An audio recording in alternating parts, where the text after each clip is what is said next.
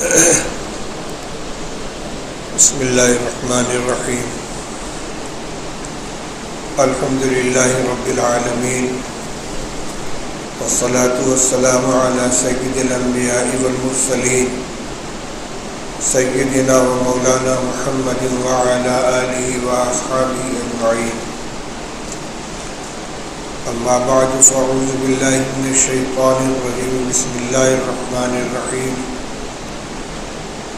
یا ایھا الذین آمنوا اتقوا اللہ حق تقاتہ ولا تموتن الا وانتم مسلمون وقال تعالی ولا تهنوا ولا تحزنوا وانتم الاعلون ان کنتم مؤمنین صدق اللہ العلی العظیم۔ محترم بزرگوں، عزیزوں اور بھائیوں، ماہ مبارک کا آج دوسرا جمعہ ہے۔ معمول کے مطابق اس جمعہ میں کچھ زکوٰۃ سے متعلق مسائل بیان کیے جاتے ہیں، کچھ شب قدر سے متعلق احباب کو متوجہ کیا جاتا ہے، اور یہ مسائل ہمیشہ ہمارے سامنے آتے رہتے ہیں۔ لیکن آج میں اس موضوع سے ہٹ کر ملت اسلامیہ اور خاص طور سے ہندوستان کے مسلمانوں کے حالات کے پیش نظر کچھ گزارشات پیش کرنا چاہتا ہوں۔ ملک کے جو حالات ہیں وہ آپ کے سامنے ہیں۔ مسلمانوں اور اسلام اور اسلامی شعائر کے خلاف دن بدن دائرہ تنگ ہوتا جا رہا ہے، حالات نازک سے نازک تر ہوتے جا رہے ہیں۔ پہلے فسادات ہوتے تھے، کچھ دکانیں جل جاتی تھی، کچھ مکانات میں آگ لگ جاتی تھی، کچھ لوگ جان سے ہاتھ دھو دیتے تھے، آہستہ آہستہ زخم مندمل ہو جاتے تھے۔ لیکن اب شرعی احکام اور شعائر اسلام کے اوپر حملہ شروع ہو چکا ہے۔ حجاب کے اوپر پابندی، نماز جمعہ کھلے میں ادا کرنے پر پابندی، اب لاؤڈ اسپیکر کے اوپر اذان دینے پہ پابندی، اور اس طرح کے ایک ایک مسائل برابر اٹھائے جا رہے ہیں، اور ماحول کو زیادہ سے زیادہ زہریلا اور گندا کرنے کی مسلسل کوشش ہو رہی ہے۔ ابھی حالیہ دنوں میں دا کشمیر فائل کے نام سے کشمیری پنڈتوں سے متعلق ایک فلم بنا کر پورے ملک کے اندر ٹیکس فری کر کے دکھلائی گئی ہے، جس کا مقصد یہ ہے کہ مسلمانوں کے خلاف غیر مسلموں کے دل میں نفرت کا اور جذبہ پیدا ہو، ان کے اندر اشتعال پیدا ہو۔ یہ حالات برابر چل رہے ہیں، اور ایسا نہیں ہے کہ لوگوں کا اس کا علم نہیں یا اس کا احساس نہیں ہے۔ لیکن ہو کیا رہا ہے، جو لوگ دانشور کہلاتے ہیں یا اپنے کو فکر مند سمجھتے ہیں، وہ سوائے قائدین کو کوسنے کے اور ان سے کچھ نہیں ہوتا۔ عام مسلمانوں کو اس موقع پر کرنا کیا چاہیے، یہ بات کسی کی طرف سے سامنے نہیں آتی۔ آج میں یہی عرض کرنا چاہتا ہوں کہ ان حالات کے اندر ہماری ذمہ داری کیا بنتی، ہمیں کیا کرنا چاہیے۔ میں سب سے پہلے اپنے سے مخاطب ہوں، پھر اپنے اہل خانہ سے، احباب سے، اہل محلہ سے، اہل شہر سے، اور پورے ملک کے لوگوں سے جہاں تک کہ آواز پہنچ سکتی ہو۔ میرے خیال میں 3 کام ہمارے کرنے کے ہیں۔ سب سے پہلی چیز تو ہے اپنے ایمان اور اعمال کو مضبوط کرنا۔ اللہ جل شانہ ارشاد فرماتے ہیں وَأَنْتُمُ الْأَعْلَوْنَ إِن كُنتُمْ وَلَا تَهِنُوا وَلَا تَحْزَنُوا وَأَنْتُمُ الْأَعْلَوْنَ إِن كُنتُمْ مُؤْمِنِينَ۔ تم کمزور مت پڑو اور رنجیدہ مت ہو، تم ہی سربلند رہو گے بشرطے کہ تم مومن ہو، ایمان والے ہو۔ ایمان تمہارے اندر مضبوط ہو اور ایمان کے تقاضوں پر عمل کرتے رہو تو یقینی طور پر تمہیں کامیابی ملے گی، سربلندی ملے گی۔ اور اللہ کا جو اعلان ہے وہ ہمیشہ کے لیے ہے وَلَن تَجِدَ لِسُنَّتِ اللَّهِ تَبْدِيلًا وَلَن تَجِدَ لِسُنَّتِ اللَّهِ تَحْوِيلًا۔ تم ہرگز اللہ کے طریقے میں کوئی تبدیلی نہیں پاؤ گے، اللہ کے فیصلے میں، طریقے میں کوئی رد و بدل نہیں پاؤ گے۔ جو ضابطہ ہے وہ ہمیشہ کے لیے ہے۔ لہذا سب سے پہلا کام تو یہ ہے لا تہنوا ولا تحزنوا، کمزور مت پڑو، بزدل مت بنو، دل کے اندر قوت پیدا کرو۔ موت ایک مرتبہ آنی ہے اور اپنے وقت کے اوپر آنی ہے، یہ ہمارا ایمان ہے، عقیدہ ہے۔ ایمان کی بنیادی چیزوں میں یہ بات شامل ہے کہ جب بندہ پیدا ہوتا ہے تو اپنی عمر متعین کرا کے اللہ کی طرف سے آتا ہے، اور اذا جاء اجلهم لا يستاخرون ساعة ولا يستقدمون، جب مرنے کا وقت متعین آ جاتا ہے تو نہ ایک لمحہ آگے جا سکتا ہے نہ ایک لمحہ پیچھے جا سکتا ہے۔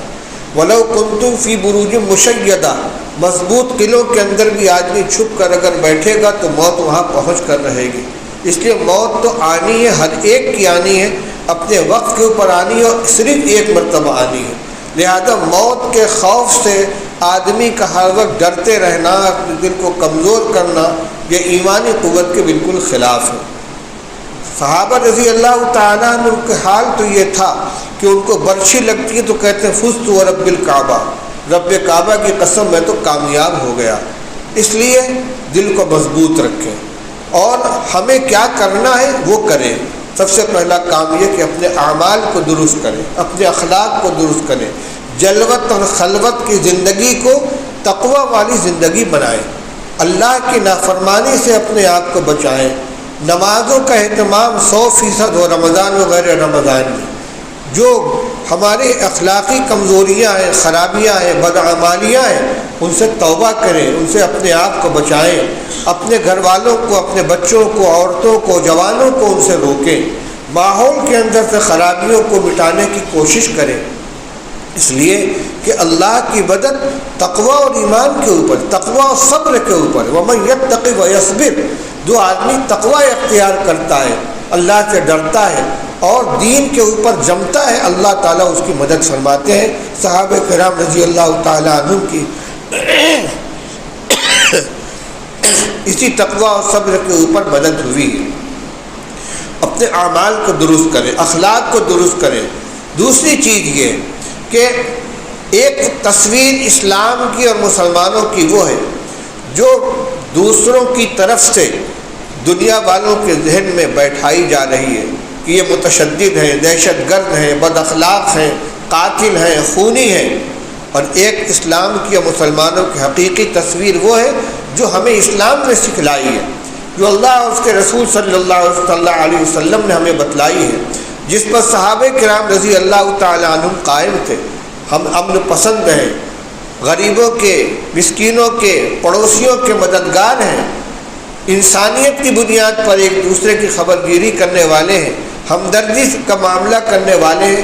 اپنے عمل سے اس کو ثابت کریں، دوسروں کے پروپیگنڈے کے ذریعے، غلط تشہیر کے ذریعے، فرضی فلموں کے ذریعے مسلمانوں کے تشدد اور دہشت گردی اور ان کے خوخار ہونے کا جو تصور بیٹھایا جا رہا ہے، تقریروں سے یہ زائل نہیں ہوگا، یہ عمل سے زائل ہوگا۔ آپ دیکھ لیجئے، ابھی چند 2 سال پہلے لاک ڈاؤن کے زمانے میں جو پریشانیاں آئی ہیں، لالے پڑے زندگی کے، کھانے پینے کی چیزوں کی دشواریاں آئی ہیں، اس موقع پر جن مسلمانوں نے اپنے اسلامی اخلاق کا اور انسانیت کا مظاہرہ کیا ہے، اس کا اثر ان برادران وطن کے اوپر بھی پڑا ہے۔ اور اسی طرح اپنے ہم وطن لوگوں میں جو اپنے مسلک سے الگ نفرت رکھنے والے لوگ تھے، ان کے اندر بھی احساس پیدا ہوا ہے اور ان کو یہ کہنا پڑا ہے کہ بھئی ہم جو ان کے بارے میں سمجھتے تھے وہ غلط ہے۔ کیوں؟ اس لیے کہ اس وقت اسلامی اخلاق کا مظاہرہ کیا گیا، اسلامی تعاون کا مظاہرہ کیا گیا۔ تو یہ زندگی میں اگر ہمارے ہمیشہ زندہ رہے گا اور ہم نفرت کا جواب نفرت سے دینے کے بجائے محبت سے جواب دیں گے تو انشاءاللہ اس کا اثر ہوگا۔ ان کا جو کام ہے وہ اہل سیاست جانے، میرا پیغام محبت سے جہاں تک پہنچے۔ ہمیں محبت کا پیغام عام کرنا چاہیے، محبت کا پیغام بڑھانا چاہیے۔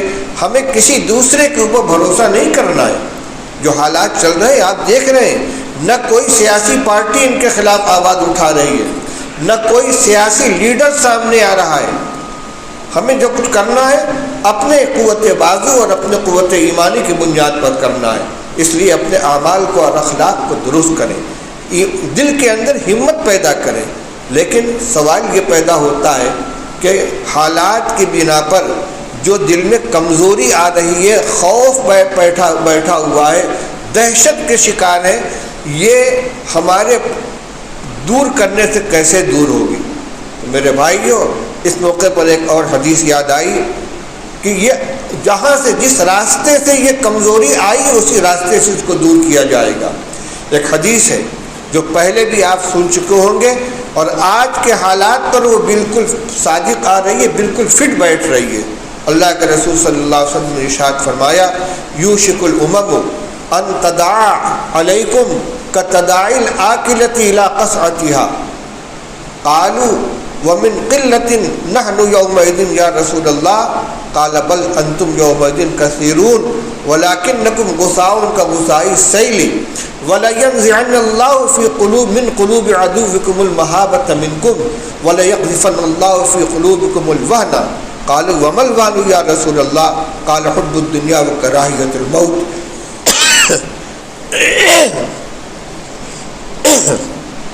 او کما قال رسول اللہ صلی اللہ علیہ وسلم۔ رسول اللہ صلی اللہ علیہ وسلم نے ارشاد فرمایا تھا، اے لوگو، وہ وقت آئے گا جب دنیا کی ساری قومیں تمہارے خلاف ایک دوسرے کو اس طرح دعوت دیں گی جس طرح دسترخوان پہ کھانا کھانے والی جماعت ایک دوسرے ساتھی کو بلاتی ہے، آؤ یہ ڈش بہت لذیذ ہے، یہ سالن بہت عمدہ ہے، ذرا یہ لے لو۔ اس طریقے سے تم لقمہ تر بنو گے اور ساری قومیں تمہارے خلاف متحد ہو کر تمہیں ختم کرنے کی کوشش کریں گی۔ جس وقت یہ پیشین گوئی فرمائے رسول اللہ صلی اللہ علیہ وسلم، صحابہ کرام کی شوکت تھی، قوت تھی، دبدبا تھا، 1 مہینے کے فاصلے تک ان کا روب پہنچا ہوا تھا۔ کہنے لگے حیرت سے، وَمِن قِلَّةٍ نَحْنُ يَوْمَئِذٍ یا رسول اللہ، کیا اس وقت یا رسول اللہ ہم لوگ تعداد کے اعتبار سے بہت تھوڑے ہوں گے، بہت قلیل ہوں گے؟ آج فرمایا بل انتم یومئذ کثیرون، نہیں، تم لوگ اس وقت تعداد میں بہت ہوگے، بڑی تعداد ہوگی تمہاری، وَلَكِنَّكُمْ غُثَاءٌ كَغُثَاءِ السَّيْلِ، لیکن تمہاری حیثیت وہ ہوگی جو سیلاب کے زمانے میں پانی کی سطح پر بہنے والے کوڑے کرکٹ اور جھاڑ جھنکاڑ کی ہوتی ہے، اتنی مقدار ہوتی ہے کہ پانی کی پوری سطح اس کے اندر چھپ جاتی ہے، لیکن نہ ان کی کوئی قدر و قیمت ہوتی ہے، نہ ان کے اندر کوئی طاقت ہوتی ہے، وہ بہاؤ سے اپنے کو روک نہیں سکتے، وہ اپنے وجود کو باقی نہیں رکھ سکتے۔ پانی کا بہاؤ جدھر بہائے لیے جا رہا ہے، بہتے چلے جا رہے، کہیں کوئی چیز آئی تو ٹکرا گئے، نشیب آیا تو نیچے گر گئے۔ اسی طریقے سے تمہاری حیثیت ہو جائے گی کہ تعداد میں بہت ہوگے، لیکن سیلاب کے اندر جو پانی کی سطح پر بہنے والا کوڑا کرکٹ ہوتا، وہی حیثیت ہو جائے گی۔ فرمایا رسول اللہ صلی اللہ علیہ وسلم نے کچھ زمانے میں، سنیے، غور سے سنیے جو حالات ہم وہ کہاں سے آئے ہیں۔ فرمایا اللہ تعالیٰ تمہارے دشمنوں کے دلوں سے تمہارا رعب نکال دیں گے اور تمہارے دلوں میں کمزوری پیدا کر دیں گے۔ کہاں سے فیصلہ ہو رہا ہے؟ اوپر سے ہو رہا ہے۔ فرمایا کہ اللہ تعالیٰ تمہارے دشمنوں کے دلوں سے تمہارا رعب نکال دیں گے، تمہارا خوف ختم کر دیں گے اور تمہارے دل میں بزدلی پیدا کر دیں گے۔ صحابہ نے پوچھا کہ یہ بزدلی کہاں سے آئے گی، کیوں آئے گی، کس وجہ سے آئے گی؟ آج نے فرمایا 2 سبب ہوگا، حب الدنیا و کراہیت الموت، دنیا کی محبت اور موت کی کراہیت۔ یہ 2 اسباب ہیں جو بزدلی لانے والے ہیں، دل میں کمزوری پیدا کرنے والے ہیں۔ ظاہر بات ہے کہ جو اسباب دل میں کمزوری اور بزدلی لانے والے ہیں، ان کا علاج یہ ہے کہ ان کو ختم کیا جائے، ان کو ہٹایا جائے۔ اسی کو میں نے کہا کہ 2 کام کرنے ہیں۔ ایک تو یہ کہ کراہیت الموت جس کو کہتے ہیں، موت سے ڈرنا، دہشت زدہ ہو کر بیٹھنا، کیا ہوگا کیا ہوگا، ارے جو مقدر میں لکھا ہے ہو کر رہے گا، اور جس وقت لکھا ہے اسی وقت میں ہوگا، لیکن اس خوف سے ہم اپنی روح کو فنا کیے ہوئے ہوں، ہاتھ پیر پھلا کر بیٹھ جائیں، یہ مومن کا کام نہیں ہے۔ فرمایا موت کی کراہیت کو دل سے نکالو، موت کا خوف دل سے نکالو، اور فرمایا حب الدنیا، دنیا کی محبت۔ دنیا کی محبت کیا ہے؟ دنیا کی محبت یہی ہے کہ نیند ہمیں پیاری ہے، نماز پیاری نہیں ہے، سود ہم لیں گے، جھوٹ ہم بولیں گے، بے ایمانی ہم کریں گے، وعدہ خلافی ہم کریں گے، خیانت ہم کریں گے، وارثوں کا حق ہم ماریں گے، پڑوسیوں کو تکلیف ہم پہنچائیں گے، بے ایمانی ہم کریں گے۔ کیوں؟ 4 پیسے کی خاطر، تھوڑی سی لذت اور تھوڑی سی راحت کی خاطر۔ یہی حب الدنیا۔ قُلْ إِنْ كَانَ آبَاؤُكُمْ وَأَبْنَاؤُكُمْ وَأَزْوَاجُكُمْ وَعَشِيرَتُكُمْ قُلْ إِنْ كَانَ آبَاؤُكُمْ وَأَبْنَاؤُكُمْ وَإِخْوَانُكُمْ وَأَزْوَاجُكُمْ وَعَشِيرَتُكُمْ وَأَمْوَالٌ اقْتَرَفْتُمُوهَا وَتِجَارَةٌ تَخْشَوْنَ كَسَادَهَا وَمَسَاكِنُ تَرْضَوْنَهَا أَحَبَّ إِلَيْكُم مِّنَ اللَّهِ وَرَسُولِهِ وَجِهَادٍ فِي سَبِيلِهِ فَتَرَبَّصُوا۔ میں حافظ نہیں ہو سکتا، آیت کی تلاوت میں کچھ چھوٹ گیا ہو۔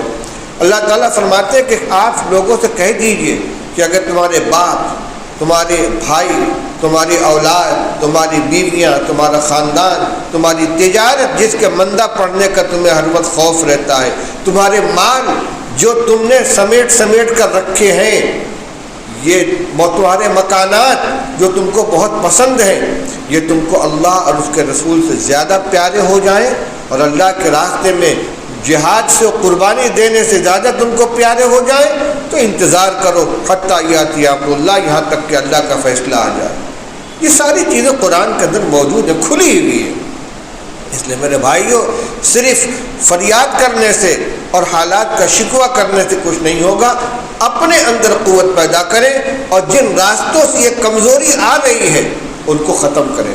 یاد رکھیں، اللہ تعالیٰ کی کسی کے ساتھ رشتہ داری نہیں ہے، اللہ تعالیٰ کی کسی کے ساتھ رشتہ داری نہیں ہے، تو ایمان اور اعمال کے اوپر فیصلے ہوتے ہیں۔ ہاں، ایمان والوں کے امتحانات بھی ہوتے ہیں۔ صحابہ رضی اللہ تعالیٰ عنہ کو بھی حالات آئے ہیں، غزوہ احد میں حالات آئے، غزوہ حنین میں حالات آئے، اور آپ ہی کے اوپر نہیں، پچھلے انبیاء علیہ السلام کے اوپر بھی حالات آئے جن کا قرآن میں تذکرہ کیا گیا ہے۔ زلزلوا، جھنجھوڑ کر رکھ دیا گیا، حتیٰ یقول الرسول والذین آمنوا معہ متی نصر اللہ، اللہ کے رسول اور ان کے امتی کہنے لگے آخر اللہ کی مدد کب آئے گی؟ اللہ تعالیٰ فرماتے الا ان نصر اللہ قریب، سنو اللہ کی مدد قریب ہے۔ جھنجھوڑا گیا، فاقوں میں مبتلا کیا گیا، خوف میں مبتلا کیا گیا۔ وَلَنَبْلُوَنَّكُمْ بِشَيْءٍ مِّنَ الْخَوْفِ وَالْجُوعِ وَنَقْصٍ مِّنَ الْأَمْوَالِ وَالْأَنفُسِ وَالثَّمَرَاتِ وَبَشِّرِ الصَّابِرِينَ، ہم ضرور تم کو آزمائیں گے۔ کس چیز سے آزمائیں گے؟ من الخوف، کچھ خوف میں مبتلا کریں گے، والجوع، فاقے میں مبتلا کریں گے، ونقص من الاموال، مالوں کی کمی میں مبتلا کریں گے، والانفس، جانوں کے نقصان میں مبتلا کریں گے، والثمرات، پیداوار کی قلت کے ذریعے آزمائیں گے۔ یہ ساری امتحانات ہماری طرف سے ضرور آئیں گے تمہارے اوپر، لیکن یہ امتحان ہوگا۔ اور امتحان کس لیے ہوتا ہے؟ یہ دیکھنے کے لیے کہ کون اس میں کامیاب ہوتا ہے، کون ناکام ہوتا ہے۔ جو کامیاب ہوتا ہے وہ نوازا جاتا ہے، جو ناکام ہوتا ہے وہ اس کو سزا ملتی ہے۔ فرمایا وبشر الصابرین، اس امتحان کے اندر کامیابی انہی لوگوں کو ملے گی جو ثابت قدم رہنے والے ہیں، صبر کرنے والے ہیں۔ صبر کے معنی صرف مصیبت کو برداشت کرنا نہیں ہے، بلکہ مصیبت ہو یا راحت ہو، ہر حال کے اندر دین کے اوپر جمے رہنا، ہر طاعت کو اختیار کرنا، ہر معصیت سے اپنے نفس کو روک کر رکھنا، اور جو بھی حالات ہیں ان کو اللہ کی طرف سے سمجھ کر اس کو برداشت کرنا، شکوہ نہ کرنا۔ یہ صبر کا مجموعہ، صبر طاعت کے اوپر، صبر معصیت سے بچنے کے لیے، اور صبر مصیبت کے اوپر۔ یہ صبر کی تینوں قسمیں پائی جائیں گی۔ فرمایا بشر الصابرین، ان صبر کرنے والوں کو خوشخبری سنا دیجیے، جن کا شیوا یہ ہے، جن کا طریقہ یہ ہے کہ الذین اذا اصابتهم مصیبۃ قالوا انا للہ وانا الیہ راجعون، ان کے اوپر جب کوئی مصیبت آتی ہے تو کہتے ہیں ہم اللہ کے ہیں اور اللہ ہی کے پاس ہمیں لوٹ کر جانا ہے۔ اولئک علیہم صلوات من ربہم ورحمہ واولئک هم المہتدون، یہی وہ لوگ جن پر اللہ کی طرف سے خصوصی رحمتیں بھی نازل ہوتی ہیں اور عام رحمت میں بھی ان کا حصہ ہوتا ہے، اور یہی سیدھے راستے پر چلنے والے ہیں۔ میرے بھائیوں، یہ کھلا ہوا راستہ، سب سے پہلے اپنے اعمال کو درست کریں، جلوت و خلوت کی زندگی کو اپنے ٹھیک کریں، تنہائیوں میں بیٹھ کر کیے جانے والے گناہوں سے اپنے آپ کو روکیں، اپنے دل و دماغ کو پاک کریں، خیالات کو گندگی سے بچائیں، اعمال کو درست کریں، مسجدوں کو آباد کریں، اللہ کا نام لیں، اس کا ذکر کریں، تلاوت کریں، تسبیح پڑھیں، دعاؤں کا اہتمام کریں۔ میں نے سب سے اخیر میں دعا کا ذکر کیا ہے۔ صرف قنوت نازلہ پڑھنے سے، صرف آیات کریمہ کا ختم کرنے سے اور صرف حسن حسین پڑھ کر دعا کرنے سے حالات نہیں بدلیں گے۔ حالات بدلیں گے اپنے آپ کو بدلنے سے۔ خدا نے آج تک اس قوم کی حالت نہیں بدلی، نہ جس کو خیال ہے آپ اپنی حالت کے بدلنے کا۔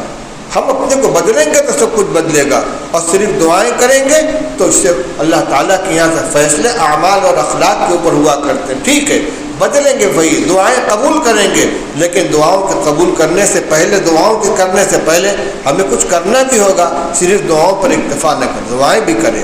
رمضان مبارک کا مہینہ ہے، درمیانی عشرہ چل رہا ہے، آخری عشرہ آنے والا ہے، اس میں دعائیں مانگیں، اور خاص طور سے آخری شب کے اندر اٹھ کر جب اللہ کی طرف سے اعلان ہوتا ہے الا من مستغفر فاغفر له، ہے کوئی مغفرت کا طلبگار جس کی میں مغفرت کروں، الا من مسترزق فارزقه، ہے کوئی روزی کا طلبگار جس کو میں روزی دوں، الا من مبتلا فاعافيه، کیا ہے کوئی مبتلا مصیبت جس کو میں عافیت دوں، الا قضا الا قضا، ایک ایک ضرورت کو لے کر اعلان ہوتا ہے۔ اور یہ بھی اعلان ہوتا ہے یا باغی الخیر اقبل وَيَا بَاغِيَ الشَّرِّ اقصر، اے خیر کے طلبگار آگے کو بڑھ، آگے کو آ، اے بدی کے طلبگار پیچھے کو ہٹ، تھم جا، رک جا۔ یہ آوازیں آتی ہیں، ہم اگرچہ اپنے کانوں سے نہیں سنتے، لیکن اللہ کے سچے رسول نے ان ساری آوازوں سے ہمیں متعارف کرایا ہے۔ یہ راتیں آ رہی ہیں اور چل رہی ہیں، رمضان کی ہر رات قیمتی ہے، اور آخری عشرے کی راتیں اور ان میں بھی طاق راتیں جو آ رہی ہیں، سال میں ایک مرتبہ آنے والی ہیں۔ میرے بھائیوں، ان اوقات کی قدر کر لیں، راتوں کو اٹھیں، جاگیں، اللہ کے سامنے روئیں، گڑ گڑائیں، سچے دل سے اللہ کے سامنے اپنے گناہوں سے توبہ کریں، زندگی میں تبدیلی لانے کا فیصلہ کریں، اور جو باتیں ابھی آپ کے سامنے رکھی گئی ہیں اجمالی طور پر پھر ان کا اعادہ کر دوں۔ ایک تو اپنے اعمال اور اخلاق کو درست کریں، گناہوں سے توبہ کریں، نئے سرے سے زندگی کا آغاز کریں۔ نمبر 2، برادران وطن اور پڑوسیوں کے سامنے اپنے اسلامی اخلاق اور کردار کی وہ تصویر پیش کریں جو مسلمانوں کی حقیقی تصویر ہے، جو اسلام کی حقیقی تعلیمات ہے، تاکہ ان کے ذہن کو گندگی اور زہر سے بھرنے کی جو کوشش کی جا رہی ہے اس کا عملی توڑ ہو۔ اور نمبر 3، دل کو مضبوط رکھیں، خوف و دہشت کو دل سے نکالیں، موت کا خوف دل سے نکالیں۔ مرنا برحق ہے، اپنے وقت پر موت آئے گی اور صرف ایک مرتبہ آئے گی، کوئی موت کو روک نہیں سکتا، لیکن موت کے ڈر سے ہمیشہ ہم گھر کے اندر اب بیٹھے کانپتے رہیں، یہ بھی طریقہ نہیں ہے۔ حق کے خود حفاظتی شریعت نے اور قانون نے ہم کو دیا ہے۔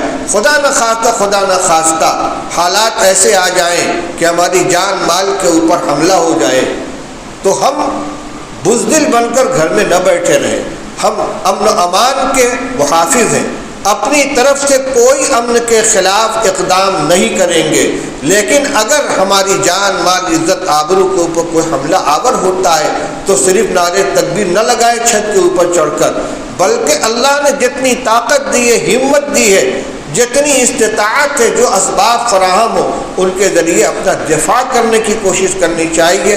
پھر کہوں گا موت آئے تو عزت کے ساتھ آئے، موت آئے گی اپنے وقت کے اوپر آئے گی، لیکن دلوں میں بزدلی بیٹھا کر، کمزوری بیٹھا کر اور اپنے کو دوسروں کے سپرد کر دینا، حوالے کر دینا، یہ ایمان والے کی شان نہیں ہے۔ اللہ تعالی ہم سب کو صحیح سمجھ عطا فرمائے، صحیح عمل کرنے کی توفیق عطا فرمائے۔ وآخر دعوانا الحمدللہ رب العالمین۔